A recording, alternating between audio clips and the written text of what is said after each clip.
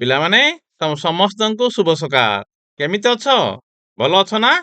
ତମେ ସମସ୍ତେ ଖାଇକି ଆସିଛ? ଆଜି ଆମେ ଗଣିତ ମେଳା ବହିର ନୂଆ ଅଧ୍ୟାୟ ବିଷୟରେ ଆଜି ଆଲୋଚନା କରିବା।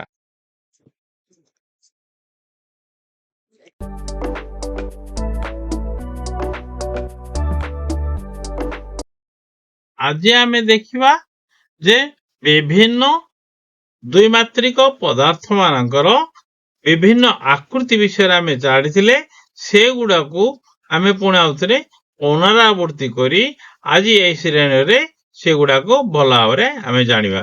ଦେଖୁଛ ପିଲେ, ଏଇ ଯୋଉ ଚିତ୍ର ଦେଖୁଛ, ଏଇ ଚିତ୍ରରେ ତମେ ଭଲ ଭାବରେ ନିରୀକ୍ଷଣ କର, ଲକ୍ଷ୍ୟ କର ଏବଂ ପାଖ ଚିତ୍ରରେ କେତୋଟି ତ୍ରିଭୁଜ ଆକୃତି ଚିତ୍ର ଅଛି ତମେ ଗଣି ଗଣି କୁହ।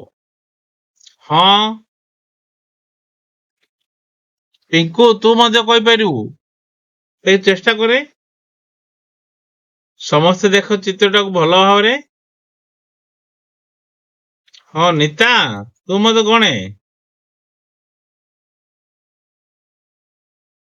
ହେଲା, ଭେରି ଗୁଡ। କେତୋଟି? 10ଟି ଚିତ୍ର, 10ଟି ତ୍ରିଭୁଜ ଅଛି ଦେଖିବା। ଓକେ, ବଢିଆ ହେଇଛି।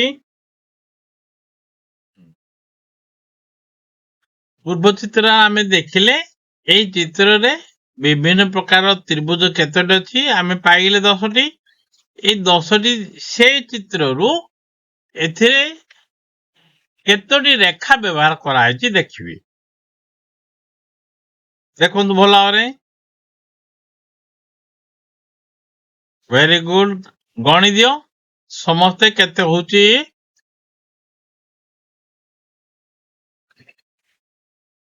ପ୍ରୀତି କୋମା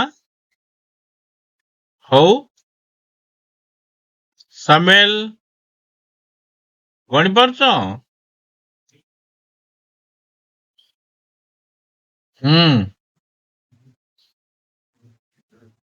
ବଢିଆ ହେଇଛି। ହଁ, ଗଣ ସମସ୍ତଙ୍କର କେତେ ହେଇଛି? 10। ସମସ୍ତଙ୍କ 10 ଆସିଛି। ପିଣ୍ଟୁ କହିଦେ ତାକୁ, ପିଲାଟା କହିଦେ।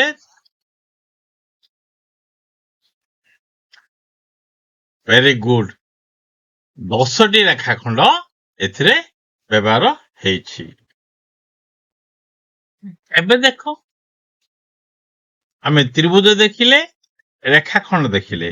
ଏଇ ଚିତ୍ରରେ ଗୋଟିଏ ସ୍ଥାନରୁ ବାହାରି ପୁଣି ଆଉଥରେ ସେ ସ୍ଥାନକୁ ଆସିବ।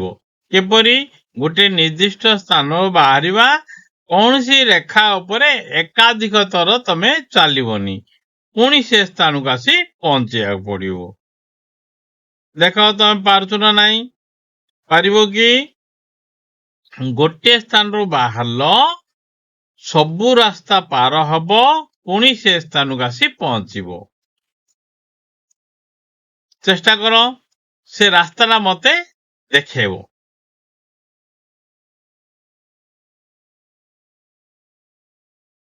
ବର୍ତ୍ତମାନ ଦେଖିଲ, କୋଉ ସ୍ଥାନରୁ ବାହାରିଲା?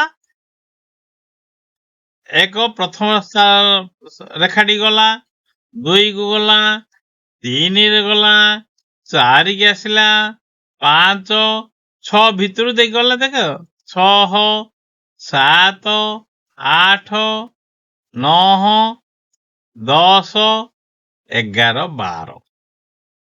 ଲେଖିଦିଅ ତମ ଖାତାରେ, ଚିତ୍ର କରିଦିଅ। କିପରି ପହଞ୍ଚିଲା ସେ ରାସ୍ତାରେ, ନିଜ ଖାତାରେ ଚିତ୍ର କରିଦିଅ। ଓକେ, ବଢିଆ ହେଇଛି। ବର୍ତ୍ତମାନ ଆମେ ଦେଖିବା ଯେ ଆମେ ଘରେ ବ୍ୟବହାର କରୁଥିବା 6ଟି ଦିଆସିଲି କାଠିକୁ ବ୍ୟବହାର କରିବା। ସେ 6ଟି ଦିଆସିଲି କାଠି ଦିଆଯାଇଛି 6 ଭଳିଆ। ସେ ଦିଆସିଲି କାଠି ବ୍ୟବହାର କରି ଆମେ 6ଟି ଦିଆସିଲି କାଠି ବ୍ୟବହାର କରି 3ଟି ତ୍ରିଭୁଜ ତିଆରି କରିବା। 3ଟି, ଆମେ 6ଟି ଦିଆସିଲି କାଠିରେ 3ଟି ତ୍ରିଭୁଜ ତିଆରି କରିବା। ଆମେ ଦେଖିଲେ ଦେଖ କେମିତି ହେଇଛି 6ଟି ଦିଆସିଲି କାଠି ବ୍ୟବହାର କରି 3ଟି 1 2 3 3ଟି ତ୍ରିଭୁଜ ଆମର ହେଲା।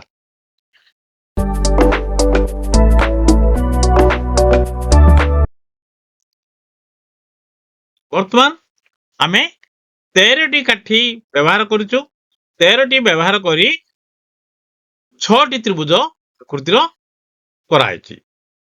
13ଟି ଦିଆସିଲି କାଠିରୁ 6ଟି ତ୍ରିଭୁଜାକାର ଦେଖିପାରୁଛ କେମିତି? এই ପ୍ରକାର ଚିତ୍ରଟି ତମେ ନିଜେ ଖାତାରେ ବର୍ତ୍ତମାନ କର।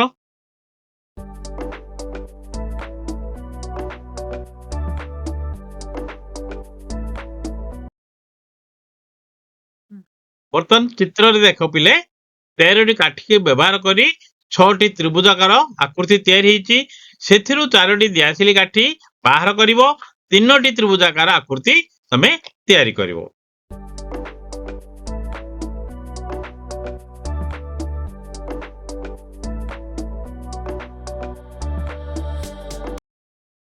ବର୍ତ୍ତମାନ କାଠି ବାହାରିଲା 1 2 3 4 4ଟି କାଠି ବାହାରିଲା, 3ଟି ତ୍ରିଭୁଜ ପାଇଲ। ଏହିପରି କାର୍ଯ୍ୟ ଗୁଡାକ ତମେ ମଧ୍ୟ ଘରେ ଅନ୍ୟମାନଙ୍କୁ କରିବା ପାଇଁ କହିବ, ତମେ ମଧ୍ୟ ଶିଖିବ।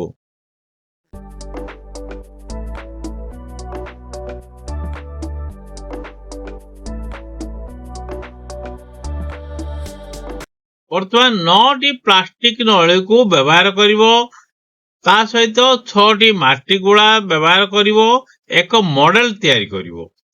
କରି ଦେଖିବା। ଦେଖ କେମିତି 6ଟି କାଠିରୁ ମଡେଲ ତିଆରି ହେଇଛି। ମାଟି ଗୁଳା ଅଛି, ଦେଖ ଆସିବ ମାଟି ଗୁଳା କେମିତି ତିଆରି ହେଇଛି। ବର୍ତ୍ତମାନ ଦେଖ ଏଠାରେ କିଛି ଆବଦ୍ଧ କ୍ଷେତ୍ର ଗୁଡାକ ଦିଆଯାଇଛି। ସେ ଆବଦ୍ଧ କ୍ଷେତ୍ରକୁ ଭଲ ଭାବରେ ନିରୀକ୍ଷଣ କର ଏବଂ ତଳେ ଥିବା ସାରଣୀ ତାକୁ ପୂରଣ କରିବ। ପୁର କ୍ଷେତ୍ର ଗୁଡାକ ଦେଖିଲେ ସେ କ୍ଷେତ୍ର ଗୁଡାକୁ ଦେଖି ତାର ପାର୍ଶ୍ୱ ସଂଖ୍ୟା କେତେ ଅଛି, ତାର କୋଣ ସଂଖ୍ୟା କେତେ ଅଛି, ସାରଣୀ ପୂରଣ କର।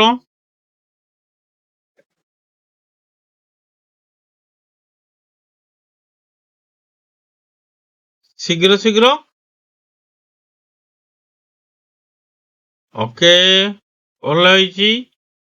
ଆଚ୍ଛା, ଏ ଯୋଉ ପାର୍ଶ୍ୱ ସଂଖ୍ୟା ଦେଖିଲ, କୋଣ ସଂଖ୍ୟା ଦେଖିଲ, ସେମାନଙ୍କ ଭିତରେ ସମ୍ପର୍କ କଣ ଅଛି? ରିଙ୍କି କହୁଛି କ ଚିତ୍ରର ପାର୍ଶ୍ୱ ସଂଖ୍ୟା କେତେ ଆସିଲା, କୋଣ ସଂଖ୍ୟା କେତେ ହେଲା? ଓ ଦୁଇଟି ସମାନ ଅଛି। ଗ ଚିତ୍ରର ରମେଶ କ ହଁ, ପାର୍ଶ୍ୱ ସଂଖ୍ୟା ଯେତେ କୋଣ ସଂଖ୍ୟା ସେତେ। ଆଚ୍ଛା, ସବୁ ଚିତ୍ରର ପାର୍ଶ୍ୱ ସଂଖ୍ୟା କୋଣ ସଂଖ୍ୟା ସମାନ ଅଛି କି ଦେଖ। ଯାହାର କୋଣ ସଂଖ୍ୟା ଯେତେ ପାର୍ଶ୍ୱ ସଂଖ୍ୟା ସେତେ। ହଁ, ହେଲେ ଆମେ କଣ ଜାଣିଲୁ ଯେ ଯେକୌଣସି ଆବଦ୍ଧ କ୍ଷେତ୍ରର ପାର୍ଶ୍ୱ ସଂଖ୍ୟା ଯେତେ ହେବ କୋଣ ସଂଖ୍ୟା ମଧ୍ୟ ସେତେ ରହିବ।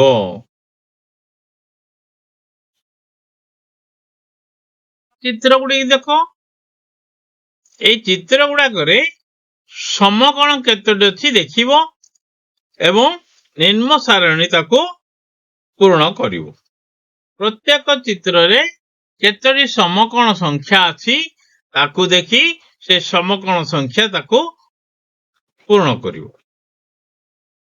এই ଚିତ୍ର ଗୁଡାକୁ ଭଲ ଭାବରେ ନିରୀକ୍ଷଣ କର। 1 2 3 4 5 6 এই 6ଟି ଚିତ୍ରକୁ ନିରୀକ୍ଷଣ କର ଏବଂ ନିମ୍ନଲିଖିତ ପ୍ରଶ୍ନ ଗୁଡିକର ଉତ୍ତର ଆର ଆକୃତି ଅନୁସାରେ ପ୍ରଶ୍ନ ଗୁଡାକର ଉତ୍ତର ଲେଖ। ଦେଖ ସେ ଚିତ୍ରରେ 4ଟି ସମକୋଣ ଥିବା ଆକୃତି କେଉଁ ନମ୍ବର ଚିତ୍ରଟି? ନିଜେ ଖାତାରେ ନିଜେ ଉତ୍ତର ଦିଅ। केउं चित्र रे तीनोटी सूक्ष्म कोण और गोटे स्थूल कोण थिबा आकृति रही से चित्र नंबर दियो।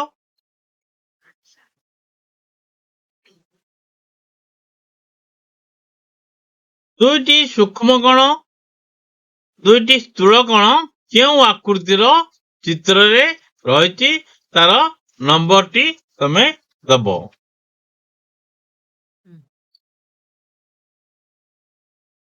वर्तमान डॉट ग्रिड टाकू भल भाव निरीक्षण कर। डॉट रे आमे बहुत गुड़े आकृति करछे, बहुत चित्र करछे। डॉट ग्रिड टाकू भल भाव देख। डॉट ग्रिड रे आमे विभिन्न प्रकार द्विमात्रिक चित्र गुड़ी को आमे अंकन करिबा से विषय रे आमे किछि धारणा पाइबा। केवल द्विमात्रिक चित्र गुड़े को ए डॉट ग्रिड रे तमे तैयारी करिवो। वर्तमान तमर घर कामटी को दिया जायछि ताकू प्रकल्प काम भाव रे करिवो। 10टी काठी संग्रह करिवो। 10टी काठी संग्रह करी से काठी रे 6टी माटी बॉल आनिवो। ए 6टी माटी बॉल व्यवहार करी 10टी काठी को व्यवहार करी विभिन्न मॉडल गुडी को तमे तैयारी करिवो। आमे जेमिति माटी गोला रे तैयारी करथिले मॉडल टी देखिथिला तमे सेही भलिया माटी गोल रे काठी व्यवहार करिवो विभिन्न प्रकार मॉडल प्रस्तुत करिवो। आदिर श्रेणी कार्यटी सुंदर भाव रे परिचालना हेछि एवं उपस्थापन मध्य हेछि बोली भाबुछि। केमिति लागिला तुमको? तुम समस्त को आदिर कार्य रे सहयोग करथियारु अनुष्ठान तरफरु समस्त को धन्यवाद। आजिर ये श्रेणी कार्य रे तुम समस्ते सुंदर भाव रे सहयोग करछ एवं घर काम गुडी को ठीक भाव रे करि आसीबो। परवर्ती श्रेणी रे हमें अधिक आलोचना करिबा।